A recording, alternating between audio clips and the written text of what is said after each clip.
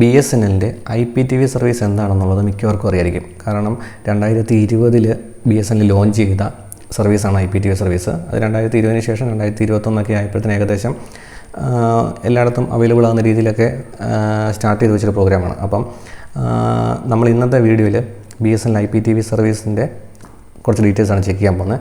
അപ്പോൾ ഇതിൽ നമ്മൾ മെയിനായിട്ട് നോക്കാൻ പോകുന്നത് എന്താണ് BSNL IPTV service, BSNL IPTV service എങ്ങനെ നമുക്ക് എടുക്കാൻ പറ്റും, പിന്നെ നിലവിൽ IPTVയിൽ നമുക്ക് BSNL പ്രൊവൈഡ് ചെയ്യുന്ന പ്ലാനുകൾ ഏതൊക്കെയാണ്, പിന്നെ നമ്മുടെ നോർമലി ട്രഡീഷണൽ കേബിൾ അല്ലെങ്കിൽ DTH വെച്ച് നോക്കുമ്പോഴത്തേന് IPTV സർവീസിലുള്ള ബെനിഫിറ്റ്സ് എന്തൊക്കെയാണ്, അങ്ങനെയൊക്കെയുള്ള കാര്യങ്ങളാണ് നമ്മൾ ഇന്നത്തെ വീഡിയോയിൽ ചെക്ക് ചെയ്യാൻ പോകുന്നത്. അപ്പോൾ നമുക്ക് വീഡിയോയിലേക്ക് കിടക്കാം. അപ്പോൾ നമ്മൾ ആദ്യം നോക്കുന്നത് എന്താണ് IPTV സർവീസ്, അതായത് BSNL പ്രൊവൈഡ് ചെയ്യുന്ന IPTV സർവീസ് എന്താണെന്നുള്ളതാണ്.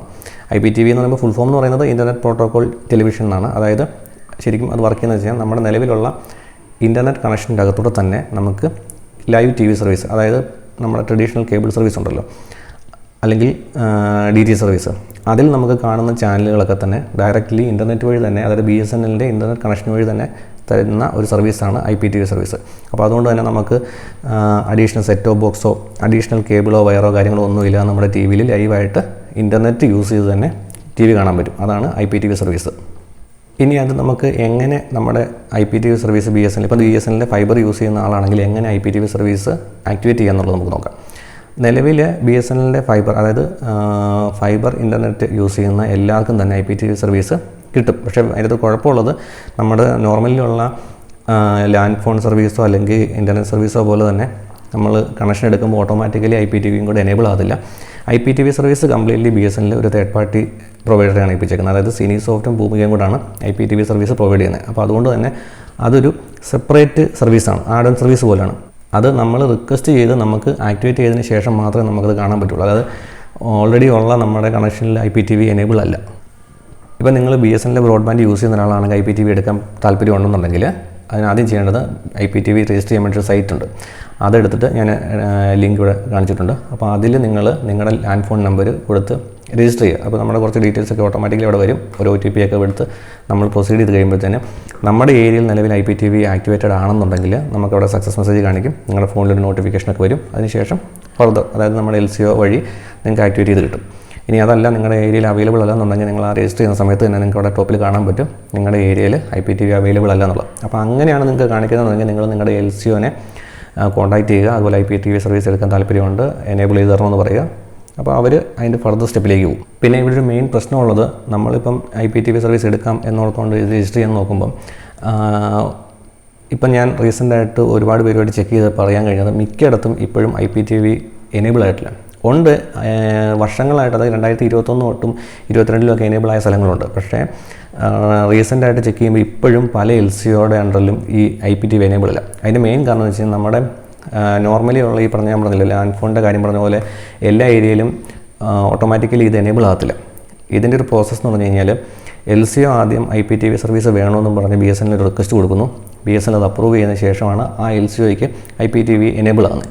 അതിനുശേഷം അവരുടെ LCOയുടെ ഡിവൈസിൽ OLTയിൽ കുറച്ച് സെറ്റിങ്സ് എല്ലാം സെറ്റ് ചെയ്ത് കഴിയുമ്പോഴാണ് അവിടെ അത് ആക്ടിവേറ്റ് ആകുന്നത്. അതിനുശേഷം മാത്രമേ ആ LCOയുടെ അണ്ടറിലുള്ള കസ്റ്റമേഴ്സിന് ഈ IPTV എടുക്കാൻ പറ്റുള്ളൂ. അവിടെയാണ് മെയിൻ പ്രശ്നം. കാരണം എന്താണെന്ന് വെച്ചാൽ BSNL ഒരു പ്രശ്നമുണ്ട്. ഒരു സർവീസ് സ്റ്റാർട്ട് ചെയ്ത് കഴിഞ്ഞാൽ അത് വേണ്ട രീതിയിൽ പ്രൊമോട്ട് ചെയ്ത് ആൾക്കാരിലേക്ക് എത്തിക്കാനോ അല്ലെങ്കിൽ അതിനെ ഫോളോ അപ്പ് ചെയ്യാനോ ഉള്ള പരിപാടികൾ BSNL പൊതുവെ ചെയ്യാറില്ല. ഒരുപാട് എക്സാമ്പിൾസ് ഉണ്ട്. അപ്പോൾ ഇത് തന്നെയാണ് ഇവിടെ സംഭവിച്ചത്. അതായത് 2020 സ്റ്റാർട്ട് ചെയ്തു, 2021 ആയപ്പോഴത്തേന് ഏകദേശം എല്ലായിടത്തും കൊടുക്കാവുന്ന രീതിയിൽ, 2022 ആയപ്പോഴത്തേന് എല്ലായിടത്തും കൊടുക്കാവുന്ന രീതിയിൽ ഇൻഫ്രാസ്ട്രക്ചറും എല്ലാം സെറ്റ് ചെയ്തതാണ്. പക്ഷേ ഇപ്പോഴും നല്ലൊരു ശതമാനം LCOയും ഇത് എടുത്തിട്ടില്ല. അത് 2-3 കാരണങ്ങളുണ്ട്. LCO പൊതുവെ കുറച്ച് ചിന്തിക്കുന്നത് ഈ IPTV സർവീസ് വരുമ്പോൾ അവരുടെ ട്രഡീഷണൽ, കാരണം മിക്ക LCOയും ഓൾറെഡി ഉള്ള കേബിൾ സർവീസ് പ്രൊവൈഡ് ചെയ്യുന്നത് കാണും. അപ്പോൾ അതുകൊണ്ട് തന്നെ ഇവർ BSNL IPTV പ്രൊവൈഡ് ചെയ്യാൻ തുടങ്ങി കഴിഞ്ഞാൽ നിലവിലുള്ള കേബിളുകാരെല്ലാം ഇതിലേക്ക് മാറും. അതുകൊണ്ട് അവരുടെ ആ ഒരു വലിയ കസ്റ്റമർ ബേസ് അങ്ങ് പോകും എന്നൊരു പേടിയുണ്ട് എല്ലാവർക്കും. കാരണം BSNLൻ്റെ IPTVയുടെ പ്ലാനുകൾ പൊതുവെ റേറ്റ് കുറവാണ്. അപ്പോൾ അതുകൊണ്ട് തന്നെ ആൾക്കാർ കൂടുതലും അതിലേക്ക് വരും. എല്ലാവരും നെറ്റ് എടുത്തിട്ട് കാണും. അപ്പോൾ നെറ്റ് എടുക്കുന്നവർ ഓട്ടോമാറ്റിക്കലി ഇതെടുക്കും. അതുകൊണ്ട് അവരുടെ കേബിൾ സർവീസ് പൂട്ടിപ്പോകുന്നൊരു പേടി കൊണ്ടാണ് അവർ എടുക്കാൻ നിൽക്കുന്നത്. BSNL സൈഡിൽ നിന്ന് അതിന് കാര്യമായ പ്രൊമോഷൻ ഇല്ല. അതുകൊണ്ട് തന്നെ അതങ്ങനെ തന്നെ പോകും. അതാണ് മെയിനായിട്ട് സംഭവിക്കുന്നത്. ഇപ്പോൾ എൻ്റെ തന്നെ കേസിൽ ഞാൻ 2022 തൊട്ട് LCOയുടെ അടുത്ത് ഈ IPTVയുടെ കാര്യം ചോദിക്കുന്നുണ്ട്. പക്ഷേ LCO ഓരോ റീസൺ പറഞ്ഞ് തള്ളിക്കൊണ്ടുപോയി ലാസ്റ്റ് 3 മാസം മുമ്പാണ് ഞാൻ കണക്ഷൻ എടുക്കുന്നത്. അപ്പോൾ നിങ്ങൾ ഈ പറഞ്ഞ പോലെ രജിസ്റ്റർ ചെയ്ത് നോക്കുക, അല്ലെങ്കിൽ രജിസ്റ്റർ ചെയ്യുന്നതിന് മുമ്പ് വേണമെങ്കിൽ നിങ്ങൾക്ക് LCO തന്നെ കോൺടാക്ട് ചെയ്യുക. LCO കോൺടാക്ട് ചെയ്തിട്ട് IPTV അവിടെ നിലവിൽ അവൈലബിൾ ആണോ നോക്കുക. ഉണ്ടെന്നുണ്ടെങ്കിൽ ഫർദർ രജിസ്ട്രേഷനിലേക്ക് പോവുക, അല്ലെങ്കിൽ LCOയോട് തന്നെ പറയുക നിങ്ങൾക്ക് എടുക്കാൻ താല്പര്യമുണ്ട്, ആക്ടിവിറ്റീസ് തരണം എന്ന് പറയുക. അപ്പോൾ അങ്ങനെ പ്രഷർ ചെയ്ത് കഴിയുമ്പോൾ സ്വാഭാവികമായിട്ടും അവരും റിക്വസ്റ്റ് കൊടുക്കും. റിക്വസ്റ്റ് കൊടുത്ത് കഴിയുമ്പോഴത്തേന് നിങ്ങൾക്ക് ചെയ്യാവുന്നതാണ്.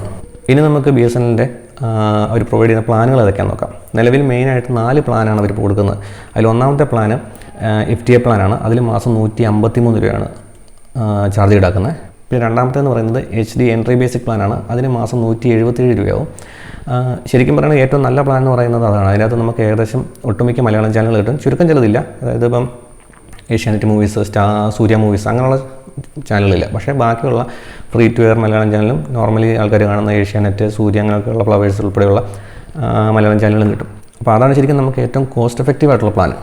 പിന്നെ മൂന്നാമത് വരുന്ന പ്ലാൻ എന്ന് പറയുന്നത് സ്റ്റാർട്ടർ പ്ലാനാണ്. അതിന് മാസം 270 രൂപയാണ്. 270 ആ പ്ലാനിൻ്റെ കൂടെ ഏകദേശം എല്ലാ മലയാളവും, ഏകദേശം നല്ല എല്ലാ മലയാളവും കിട്ടും. പിന്നെ കുറച്ച് ഇംഗ്ലീഷ്, സ്പോർട്സ് ചാനലും എല്ലാം കിട്ടും. ഈ ഒരു പ്ലാനും വലിയ കുഴപ്പമില്ലാത്ത പ്ലാനാണ്. കാരണം പിന്നെ അതിന് അഡീഷണൽ നമ്മൾ ചാനലൊന്നും ആഡ് ചെയ്യേണ്ട ഓപ്ഷൻ ഇല്ല. പിന്നെ ഏറ്റവും ടോപ്പിലുള്ള പ്ലാൻ എന്നത് HD ബോണാൻസ പാക്കാണ്. അതിന് 400 രൂപയാണ് ഈടാക്കുന്നത്. പക്ഷേ ആ ഒരു പ്ലാന് ശരിക്കും അത് ആ ഒരു പൈസയ്ക്ക് ഉണ്ടോ എന്ന് ചോദിച്ചു കഴിഞ്ഞാൽ ഇല്ലെന്ന് വേണം പറയാം. കാരണം അതിൽ നമുക്ക് ഓൾറെഡി എല്ലാ ചാനലും 270 പ്ലാനിൽ കിട്ടുന്നുണ്ട്, മലയാളം ചാനലുകൾ.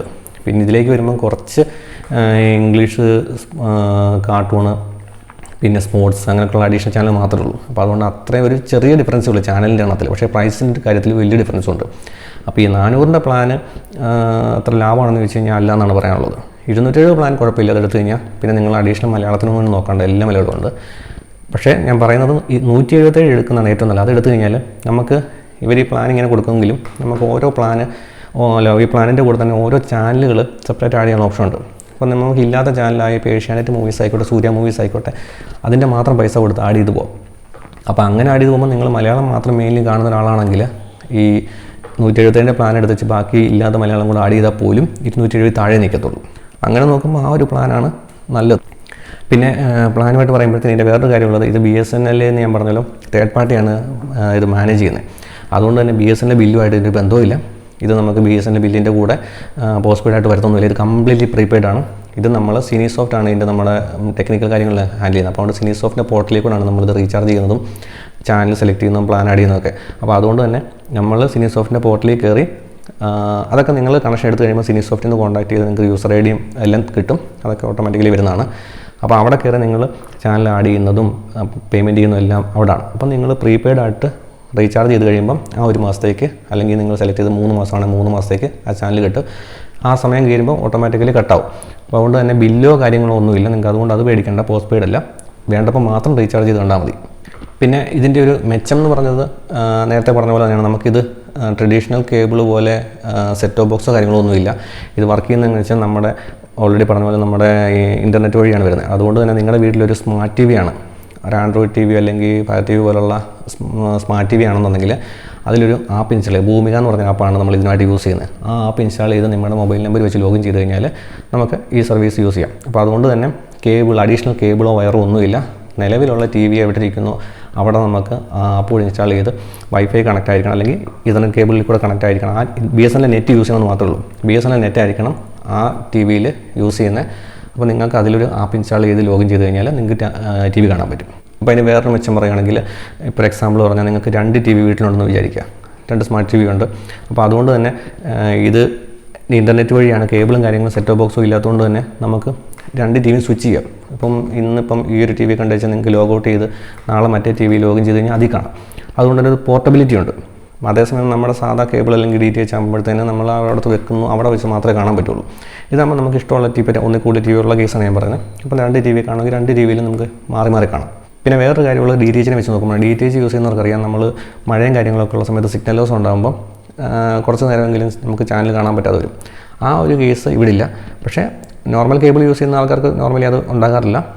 പക്ഷേ DTH വെച്ച് നോക്കുമ്പോഴത്തേന് ഇതൊരു പ്ലസ് പോയിൻ്റാണ് ഇതിൻ്റെ കേസിൽ. പിന്നെ ഇതിൻ്റെ ഒരു നെഗറ്റീവ് സൈഡ് പറയാനുള്ളത്, ഞാൻ പറഞ്ഞല്ലോ ഇത് നെറ്റ് വഴി ആയതുകൊണ്ട് തന്നെ നിങ്ങളുടെ നെറ്റ് ഡൗൺ ആണെങ്കിൽ നിങ്ങൾക്ക് TV കാണാൻ പറ്റില്ല. അങ്ങനെ ഒരു പ്രശ്നമുണ്ട്.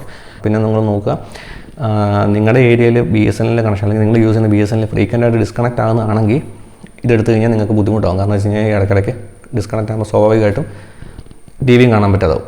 അപ്പോൾ അത് നോക്കുക. പിന്നെ വേറൊരു കാര്യമുള്ളത്, അത് ഒത്തിരി ആൾക്കാർക്കുള്ള ഡൗട്ടാണ്, നമ്മുടെ ഇൻ്റർനെറ്റ് പെട്ടെന്ന് തീർന്നു പോകും, ഡേറ്റ തീരുമെന്നുള്ളത്.